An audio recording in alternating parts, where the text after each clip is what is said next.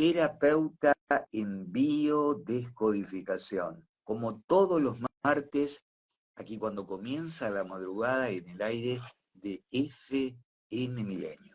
Bienvenida, Eugenia, ¿cómo estás? ¿Cómo estás? Muy bien, muy bien. Contenta de estar aquí, como cada semana. Qué Creo maravilla que la comunicación, ¿no? Como posibilidad de presentar y compartir con la gente, con la audiencia, todo aquello que nos gustaría saber. que ¿Sí? ¿Me escuchás bien? Porque se corta un poquito. No No, sé, no, por es las perfecta dudas. la audición, ¿eh? Ah, Sí, bueno, muy bien, sí. muy bien. Bien. Bueno, bienvenido entonces de nuevo todos acá con nuestras inquietudes para seguir aprendiendo más biodescodificación entre todos, ¿no? Aprovechando cada inquietud. Me llegaron algunas inquietudes, veníamos hablando, como esto de la culpa que hablamos la semana pasada Ah, genera, ¿no es ah, cierto? Qué importante que uno pueda reflexionar, ¿no es cierto?, a diario y sobre todo justamente no juzgarse, ¿no? Yo venía pensando estos días que en definitiva soltar las culpas, ¿no es cierto? Soltar, cuando uno habla, soltar la culpa, soltar las creencias limitantes, soltar los mandatos, nos lleva, eh, el propósito es llevarte al mismo sitio, que es ir hacia adentro, ¿no? Dejar de mirar afuera, porque todo ese afuera nos está condicionando, es decir, las necesidades de los otros nos están condicionando, las expectativas de los otros o que ponemos en los demás nos está condicionando, las creencias limitantes que nos llevan a decir sí cuando queremos decir no, o no animarnos a decir que no, los miedos, sobre todo, en definitiva, y que esto se traduce en qué, en síntomas y en conflictos que trabajamos en biodescodificación, ¿no es cierto? Tratando de descubrir cuál es su origen, es decir, cuál es la causa, nos lleva a esto, es decir, en definitiva, a preguntarnos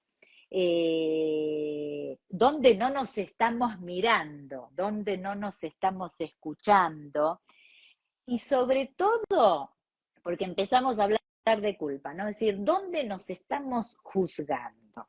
Y cuando digo dónde nos estamos juzgando, ¿dónde estamos juzgando también a los otros?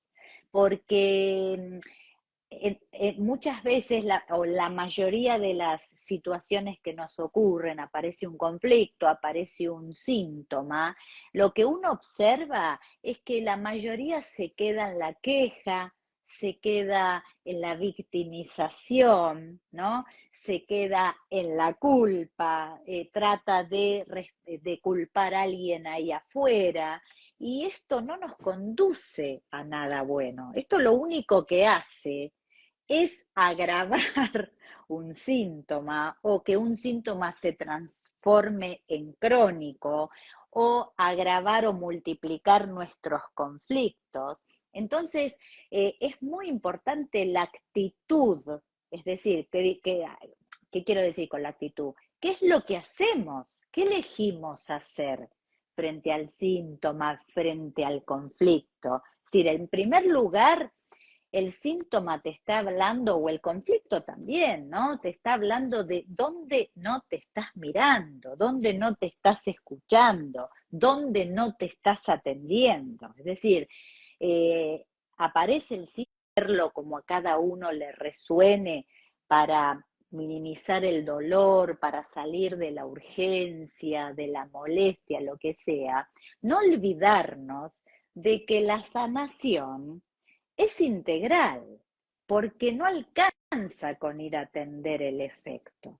Y cuando digo de integral, viste, es esto, es decir, sumémosle cómo nos estamos nutriendo.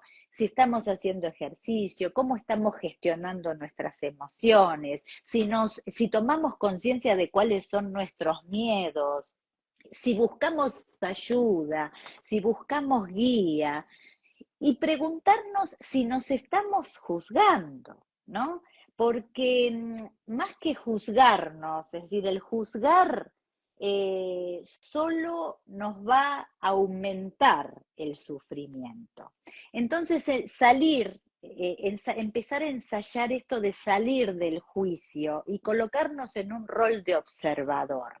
Y ahí uno entra en un plano más objetivo, ¿viste? Es decir, un plano de observador sería, ok, empezar a jugar quizá con Ajá. el síntoma, por ejemplo, ¿no? El otro día, a ver, pongo un caso, a mí me encanta, ¿no? Explicarlo con un ejemplo, con un caso, así. Una consultante venía con dolores intensos de estómago, ¿no? Bien, la edad 30 años, entonces, si bien se fueron acentuando, era un síntoma que traía crónico. Y digo crónico porque los padecía desde chica. Es decir, más, menos, vesícula, hígado, Mm, estómago. mm. Bueno, en definitiva, en la actualidad no le encontraban, a ver, iba al médico, no le encontraban nada, es decir, análisis, todo, hasta que dijo, no voy más, esto tiene que ver con otra cosa, no sé qué me está pasando, no puedo comer nada, se me infla el estómago, es decir, no estaba disfrutando de ninguna comida. Bueno, entonces entramos a ver qué era lo que pasaba ahí.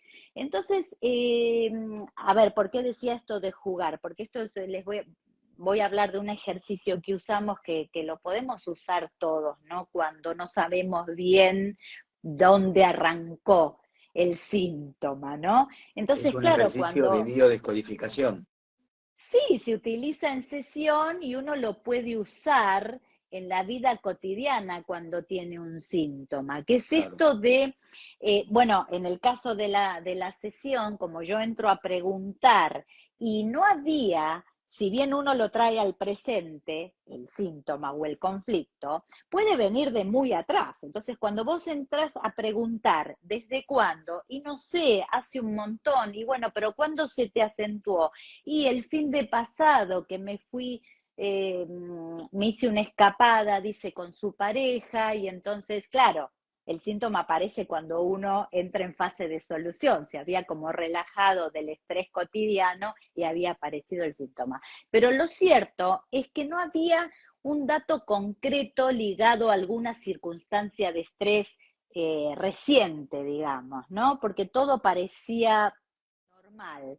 Pero entonces lo que hicimos fue, se hace por supuesto con una especie de hipnosis, relajación, y uno lo que hace es imagina que saca de su cuerpo el órgano, en este caso el estómago, ¿sí? Lo coloca delante de suyo en un soporte, es imaginario, ¿no?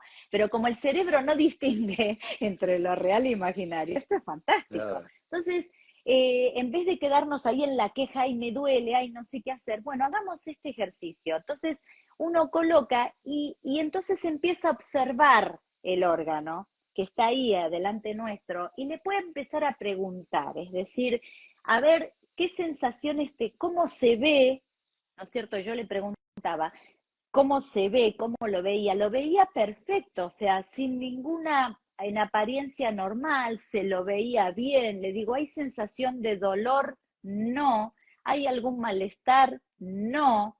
¿Te recuerda a alguien o algo? ¿Te resuena en algún lado? ¿Hay alguien que entra en el sitio? Uno puede empezar a conectar con todo eso, permitiéndose jugar con su órgano, con su tejido, porque la información, viste, está.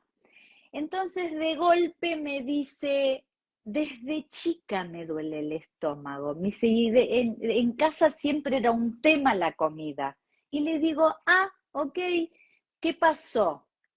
Y entonces, claro, el tema no era lo que se comía en sí, porque uno siempre dice, bueno, esto me hace mal, empieza lo inmediato, viste, es excluir determinados alimentos. No está mal, pero bueno, hay que indagar otras cosas, ¿no?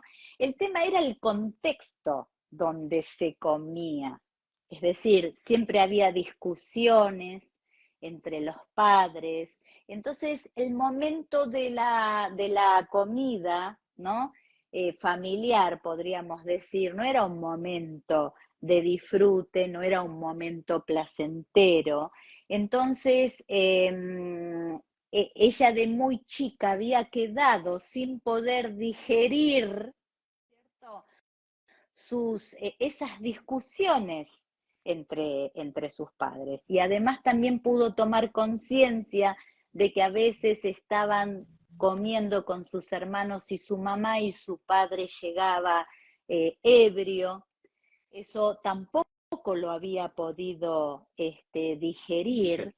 Y entonces, digerir, porque uno, o sea, cuando hablamos de qué es lo que, o tenemos estos problemas recurrentes de estómagos, de digestión, la pregunta es, ¿qué no estamos digiriendo? O sea, ¿qué nos gustaría digerir y no estamos, no podemos hacerlo? ¿No es cierto? Es decir, y entonces ahí, que puede ser situaciones, pueden ser actitudes, pueden ser vínculos, puede ser un trabajo. Entonces, de esa forma pudimos ahí traer, nosotros en sesión lo llamamos protocolo del órgano, ¿sí? Pero bueno, uno en lo cotidiano puede decir, bueno, juego con mi órgano, juego con el tejido que esté afectado, y esto nos va a permitir conectar con esas emociones, con esas sensaciones que han quedado ahí congeladas, atrapadas, ¿sí? Y que el órgano, en definitiva, las está expresando a través de ese síntoma. Porque, a ver, acá, por ejemplo, cuando duele es porque hay un exceso de jugo gástrico. ¿Y qué implica que eso es lo que sería el sentido biológico, ¿no? ¿Qué está haciendo la biología? Y te está ayudando a que vos puedas digerir, sería, ¿no? Es decir, los síntomas nunca nos quieren complicar, siempre ahí hay un gran mensaje, ¿no? Y también poder preguntarnos, ¿qué gano yo con este síntoma? Y eso es lo que uno llama el sentido simbólico, ¿eh? Sería el por qué me duele y el para qué. Es decir, por ahí quedarme en reposo, por ahí, en definitiva, no sé, tomar conciencia de que hay algo que no me está nutriendo, en fin, pero poder hacer este ejercicio nos ayuda mucho, porque uno incluso le puede hasta escribir una carta, creo que alguna vez lo conté esto, pero bueno, uno puede escribirle a ese órgano, o en definitiva puede allí hablarle. Por ejemplo, nosotros trajimos ahí en la sesión como imaginando el recinto donde estaba su estómago y luego aparecían, hicimos una constelación dentro de la sesión, su mamá y su papá. ¿Para qué? Para que esa niña que había quedado con esas emociones ancladas pudiera dar un nuevo significado a su historia. Porque de lo que se trata es que uno salga, como decíamos, del rol de juzgador, del por qué me pasa esto, por qué siempre me duele, y dejar de reclamarle también a nuestros ancestros, ¿no? Porque ellos discutían, porque ellos decir, cuando uno se permite hacer estos ejercicios, obviamente no es para justificarlos, es para decir, deja de pelearte con tu historia, deja de pelear con lo que pasó, pero que, claro, si uno no toma conciencia tampoco podemos hacerlo, y amigate con eso, ¿no? Es decir, en este caso sería buscar la manera de digerir hoy en el presente para no seguir llevando eso adelante.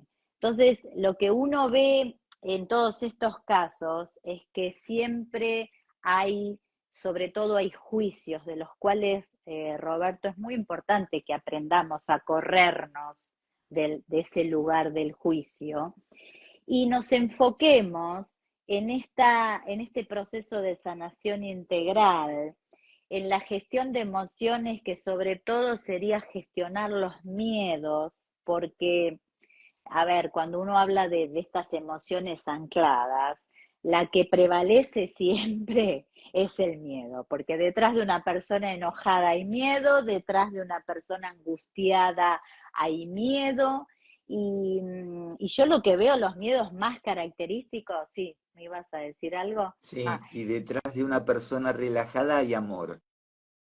claro, es que en definitiva, de lo que se trata es decir, hay dos formas de vivir, o vivís desde el miedo o vivís desde el amor. Entonces, Claro. cada vez que hay síntoma, cada vez que hay conflicto, hay miedo. O sea, miedo a no ser importante, miedo a no valer, miedo a no ser perfecto. Viste, hoy en día con las redes sociales, las comparaciones, el creer que hay que cumplir con estándares de éxito, ¿viste? De imagen. Esto lleva a una lucha constante, este miedo a que no se, o sea, es muy importante preguntarse, por ejemplo, si tenés miedo, o sea, el miedo a no ser perfecto. ¿Con qué miedo te conecta? Porque ahí hay otro miedo detrás de ese miedo a no ser perfecto. ¿De qué tenés miedo? ¿A no pertenecer? ¿A que no te vean? ¿A no ser reconocido? ¿A que no te quieran? ¿No? El miedo, por ejemplo, a soltar el control. ¿Cuántas personas viven en estrés constante por querer controlar todo? Bueno, ahí hay historias de abandono, hay historias de escasez, entonces no queremos que nada se nos vaya de control, ¿viste? El miedo a sufrir, esto también es un miedo muy recurrente. Es decir, ¿qué digo con esto miedo a sufrir? La gente que tapa el dolor no hay que taparlo, el dolor hay que darle lugar. Yo no digo que sea fácil, pero muchas veces esto se ve mucho, por ejemplo, en el tema de las adicciones a la comida o a sustancias o al alcohol o incluso al trabajo, es decir, distintos tipos de adicciones, que ahí se está tapando dolor. Entonces, la forma de tapar el dolor, ¿por qué? Porque hay un miedo a sufrir.